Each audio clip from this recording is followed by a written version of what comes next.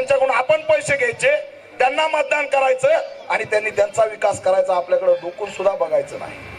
फक्त एवढ्या लोकांनी जर ठरवलं की या निवडणुकीत मी एकही रुपया घेणार नाही, बाबासाहेबांची लेख भीम सैनिक विकणार नाही, चुकणार नाही, एवढा जरी तुम्ही ठरवलं तर या लहान लहान लेकराचे अधिकार जिवंत राहिल्याशिवाय राहणार नाहीत। जर तुम्ही आज 1000-2000 रुपये घेतले, जर तुम्ही आज 1000-2000 घेतले आणि ज्या वेळेस हे लेकर मोठं होतील, 4-5 जण त्याले लहान लेकर मोठे होतील आणि ते मोठे झाल्यावर तुम्हाला विचारतील की बाबा बाबासाहेबांनी आई मला आरक्षण दिलं होतं, बाबासाहेबांनी मताचा अधिकार दिला होता, बाबासाहेबांनी संविधान दिलं होतं, आई ते कुठे आहे ग, बाबा ते कुठे आहे ग?